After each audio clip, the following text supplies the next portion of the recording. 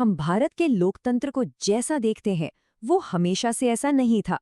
ये कहानी उस सफर की है जब भारत एक पार्टी के दबदबे वाले सिस्टम से निकलकर एक वाइब्रेंट मल्टी पार्टी डेमोक्रेसी बना।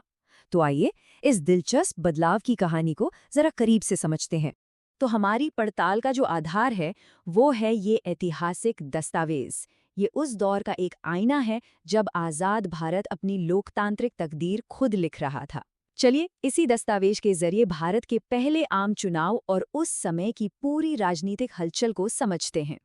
तो सबसे बड़ा सवाल यही उठता है कि आज़ाद भारत ने अपना पहला वोट आखिर डाला कैसे, और उस एक चुनाव ने देश के आने वाले राजनीतिक भविष्य को हमेशा हमेशा के लिए कैसे तय कर दिया। इसका जवाब सिर्फ आंकड़ों में नहीं है, बल्कि उस दौर की उम्मीदों और चुनौतियों में भी छिपा है। तो सबसे पहले बात करते हैं भारत के पहले महाचुनाव की। देखिए, ये सिर्फ एक चुनाव नहीं था, यह दुनिया के सबसे बड़े लोकतंत्र का पहला इम्तिहान था। जरा सोचिए, साल था 1952। देश को आज़ादी मिले बस कुछ ही साल हुए थे और करोड़ों लोग अपनी जिंदगी में पहली बार वोट डालने जा रहे थे। माहौल कुछ ऐसा था कि जवाहरलाल नेहरू के नेतृत्व में कांग्रेस की जबरदस्त लहर थी और ये चुनाव एक नए राष्ट्र के जन्म के जश्न जैसा लग रहा था। अब देखते हैं कि इस पहले चुनाव के नतीजे क्या रहे और कैसे कांग्रेस ने एक तरह से एक छत्र राज स्थापित किया। आंकड़े जो हैं वो वाकई चौंकाने वाले हैं। कांग्रेस पार्टी ने लोकसभा में जीती पूरी 362 सीटें। ये एक तरफा जीत थी, मतलब बिल्कुल एक तरफा। इसने केंद्र में कांग्रेस को वो मजबूती दी जिसकी उस वक्त कोई कल्पना भी नहीं कर सकता था। ये एक जबरदस्त राष्ट्रीय जनादेश था। और ऐसा नहीं है कि ये दबदबा सिर्फ दिल्ली तक ही था। अगर हम राज्यों की तरफ देखें तो एक उदाहरण लेते हैं राजस्थान का। वहां विधानसभा की 160 सीटों में से 82 सीटें कांग्रेस ने जीती। इससे अंदाजा लगता है कि कांग्रेस की पकड़ पूरे देश में कितनी मजबूत थी। लेकिन जैसा कि अक्सर होता है, कहानी इतनी सीधी नहीं थी। कांग्रेस की इस विशाल जीत के बावजूद एक मजबूत विपक्ष की नींव भी आप कह सकते हैं इसी चुनाव में रखी जा रही थी। तो क्या इसका ये मतलब निकालें कि उस समय कांग्रेस का कोई विकल्प था ही नहीं? अगर नतीजों की परतों को थोड़ा और कुरेदें तो कहानी में एक नया मोड़ आता है। देखिए, इस बड़ी जीत के पीछे भी कुछ चौंकाने वाले संकेत थे। Doctor B R. अम्बेडकर जैसे कद्दावर नेता अपना चुनाव हार गए। समाजवादी पार्टी से बहुत उम्मीदें थीं, लेकिन वो वैसा प्रदर्शन नहीं कर पाई।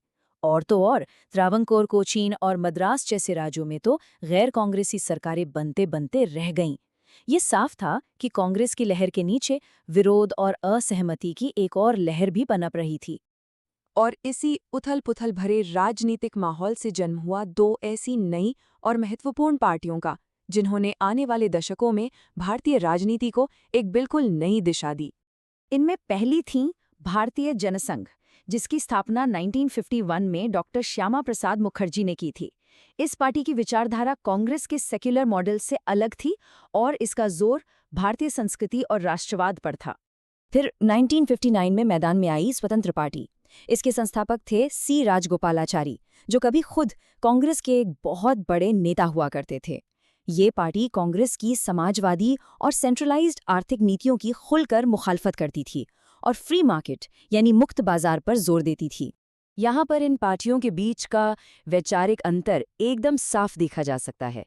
एक तरफ थी कांग्रेस, जिसकी नीतियां समाजवाद की ओर झुकी थीं और जहां सरकार का अर्थव्यवस्था पर पूरा कंट्रोल था।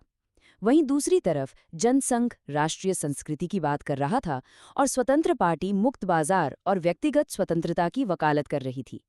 कह सकते हैं कि यहीं से भारतीय राजनीति में असली वैचारिक विविधता की शुरुआत हुई। तो सवाल ये है कि इन नई पार्टियों का असर क्या हुआ?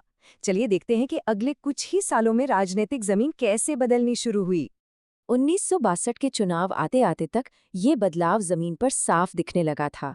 सिर्फ एक दशक के अंदर ही विपक्ष ने अपनी एक मजबूत मौजूदगी दर्ज करानी शुरू कर दी थी और इसका सबसे अच्छा उदाहरण हमें एक बार फिर राजस्थान में देखने को मिलता है। अब इन आंकड़ों में बदलाव की आहट बिल्कुल साफ है। 1962 के राजस्थान विधानसभा चुनाव में स्वतंत्र पार्टी को 36 और जनसंघ को 15 सीटें मिली। हाँ, कांग्रेस की सरकार तो बन गई, लेकिन उसका बहुमत काफी घट चुका था। यह पहला ठोस सबूत था कि भारत में एक दलीय प्रभुत्व का दौर अब खत्म हो रहा था और एक नया बहुदलीय लोकतंत्र आकार ले रहा था। तो ये सफर एक पार्टी के दबदबे से शुरू होकर कई प्रतिस्पर्धी दलों के उदय तक का, ये हमें लोकतंत्र के बारे में क्या सिखाता है?